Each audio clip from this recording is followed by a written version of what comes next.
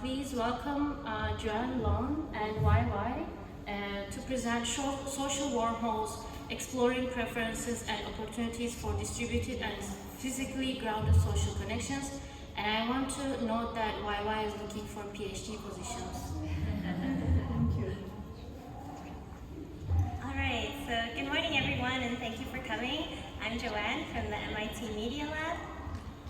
I'm Yuanyang, or call me Teng from Columbia University. So we are co-first authors in addition to Xingyu Bruce Liu from UCLA, and it's our pleasure to present to you our work today on social wormholes. So people value feeling connected, and part of feeling connected to another person is having an awareness of how they are and what they're doing throughout the day. Now, when we are apart, phones allow us to communicate directly to another person our state and the activities that we're up to. However, when we get to share in the same physical space, there's typically rich forms of awareness that would organically be exchanged between partners.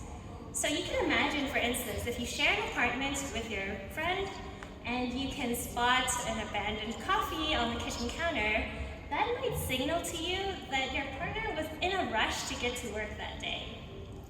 So how can this kind of physically shared social awareness be supported with technology? Well, plenty of researchers in our community, particularly those in tangible user interfaces and ambient displays, have given this a lot of thought, and they've created a broad range of physical objects and physical spaces, which for the purpose of this presentation we'll call physical artifacts, in order to support social connection.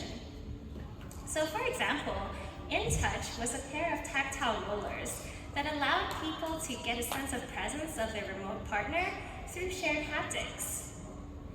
LumiTouch was a pair of augmented photo frames, and through touch interactions and light, remote partners would be able to communicate with one another. Works such as Ambient Room and Hello Wall were ambient displays, so information about a remote partner could be baked into different parts of the environment, supporting social connection. Now, these are just a few works, but they exemplify a vast array of systems that have been designed to support social awareness over distance. What we can know about those works, though, is that they typically rely on a specific set of dedicated physical objects. And in an era of the Internet of Things, that got us thinking, well, what if almost any object in the environment could become a medium for social connection? In fact, they wouldn't have to work in isolation from one another, but rather they could work in concert, creating a kind of ecosystem. And that would mean that rather than having a device that takes away our attention from everyone else, these kinds of devices could allow us to share information with remote friends while we are going about our daily activities. If all of this were possible, then this raises a number of fundamental questions. For example, how would users choose to design these kinds of ecosystems for themselves? And what kind of perspectives would they have of it? Furthermore, if they could use these systems, what patterns of behavior might emerge through their day-to-day lives? Well, in order to answer these kinds of questions, we would need to take a particular kind of approach. So, in fact, we would probably need some kind of flexible and user-customizable platform, one in which users could tag any artifact they have in their environment and make it a medium for connection. The system would have to scale, allowing multiple artifacts to work simultaneously, and it should be deployable so that people could use it in their naturalistic settings. That way, we get a sense of authentically how they might use the system. So this led us to create a technology probe, which we called social wormholes. Social wormholes comprise three main components. Firstly, a set of paper markers, which would allow users to tag objects of their choice. A phone application, which would enable friends to coordinate how these objects are connected. and an application for AR glasses, such that all of these tagged objects could become interactive. So together, this formed a customizable platform which we can then use to investigate social connection. So let's walk through how two friends might be able to use this. Let's say Joanne lives in Canada and Stefan lives in Germany. They each live in their respective homes, and now we can go to Joanne's house. So let's say she has paper markers and she can now choose any object in her home to become a medium. But she's an avid foodie, so she decides that a great place to put a paper marker is on her refrigerator. She does this and she takes out the Social Wormholes application. She's able to scan that marker and initiate a connection with Stefan. So on the other side of the world, Stefan sees that Joanne initiated this connection and he decides to mirror the sentiment, choosing to put a marker in his kitchen on the shelf. Now similarly, he can take out the Wormholes application, scan the marker, and complete the connection that Joanne initiated. So now they've established this connection, how might they be able to use it? Let's imagine that one morning Joanne wakes up and she's hungry for breakfast. So she wanders into the kitchen, and as she's wearing her AR glasses, it automatically detects the marker that she had placed on the fridge. This causes sparkles to be triggered, to be sent to Stefan with little effort of her own. Now Stefan, he's been in Germany and he's been working for part of the day, but he's ready for a coffee break. So he wanders into his kitchen, and again, the marker that he puts up lines up with his line of sight. When this happens, the glasses detect the wormhole, and he can see that sparkles are being emitted from the wormhole. This indicates to him that Joanne must have woken up for the day. Now, he's pretty excited because he's been drinking coffee from a mug that Joanne gifted him, and he would love to share that information with her. So to do that, he uses the ghost feature of the Social Wormholes app. What he does is he performs a swipe forward gesture on his glasses. He's able to bring the mug that he's been using up to his vision. It captures an image of that mug along with a voice note. So he can say a simple hello, and that's sent through the wormhole as a ghost. So later in the day for Joanne, when she's hungry for a snack, she will go to her kitchen, and her glasses will tell her that there's a ghost waiting for her. When she opens that up, she can see that Stefan's been using this mug, and she goes, great, I think he's been thinking about me. So this walkthrough showed how two friends could use social wormholes. They have paper markers, and they can choose wherever to put these to create these artifacts for connection. And through these connections, they can send sparkles as a lightweight form to share social awareness. And if they want to share richer forms of information, they can elect to send a ghost. And as we mentioned, there's multiple markers, so they can put this wherever they please, essentially creating this ecosystem that can support social awareness. So with that, I'd like to pass the presentation on to Yuanyang, who will continue to talk about the study and the results. Thank you, Joanne. So with the social wormholes technology prop, we were able to conduct a field study in home environments for 2 weeks. We deployed a system to homes and collected data from 12 pairs of friends, in a total of 24 participants. In order to understand their experiences using the ecosystem they created for themselves, we collected usage data through system logs, surveys before and after the study, as well as daily surveys. After the field study 2 weeks period, we conducted semi-structured interviews with each pair of these users to understand their insights. Analyzing the system logs, we are able to tell how users choose to craft their own ecosystem. We find that users chose a variety of different objects and artifacts in their homes as connection points.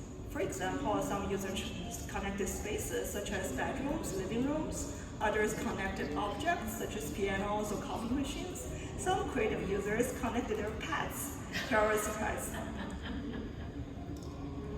We also find that there are users who choose symmetrical connections and others choose asymmetrical connections.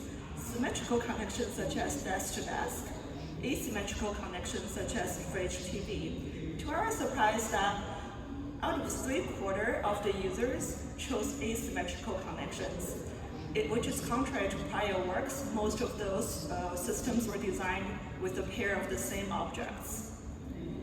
We also find that over the period of 2 weeks, some users embraced having many connections distributed in their homes. Others ended up only using one. Comparing the pre- and post-study results, we found that users generally had a reduced sense of loneliness and strengthened sense of social connection. Synthesize the results, we find that users actually adopt different perspectives to the artifact they use as connection points. Those perspectives include people, spaces, and activities. Artifacts means people to users when this signifies a stand-in for another partner, for their connected partner, almost as a low-key roommate. And the placement of these artifacts also is affected by the relationship with their partner. For example, Joanne and I were colleagues. If I have an artifact that represents Joanne, I'll probably put it in my workplace, in my desk, on my desk, or near my desk. For the users who see artifacts to represent spaces, when the connection is made between the two spaces, they almost feel like the spaces are merged into one, becomes overlapping spaces.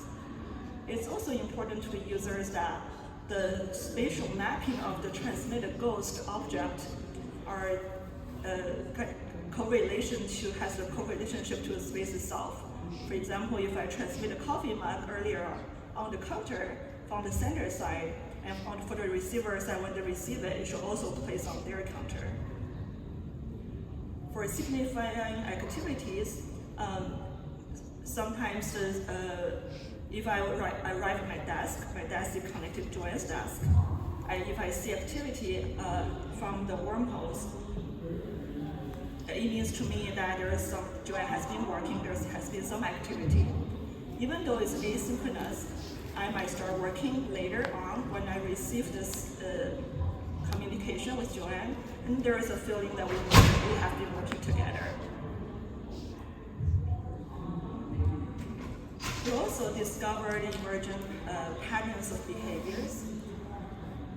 There are two patterns, ritualistic and serendipitous.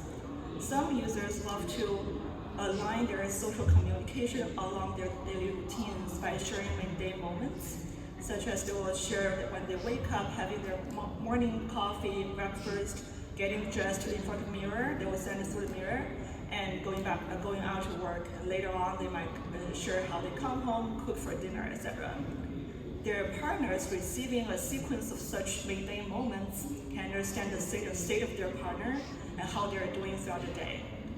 For serendipitous users, they don't quite see the value of sharing every single same moments repetitively.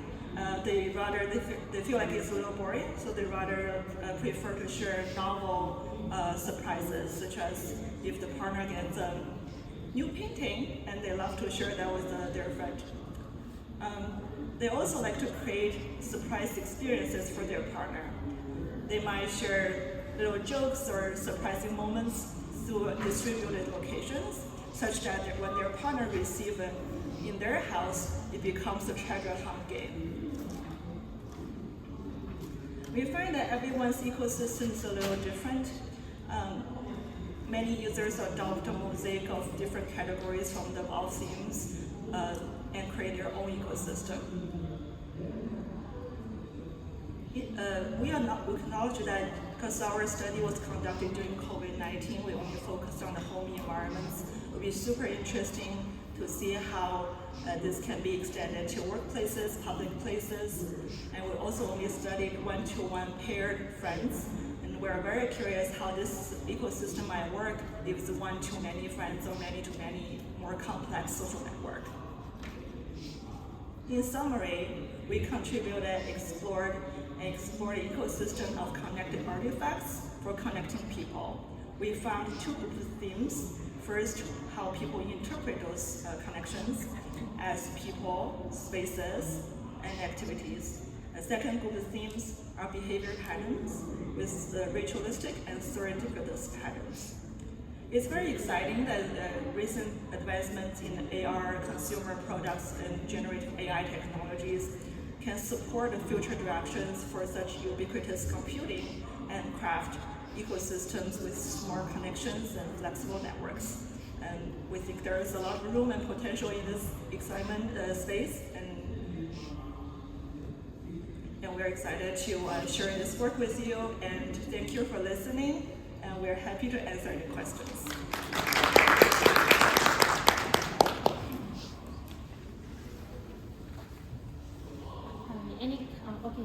Yeah, thank you.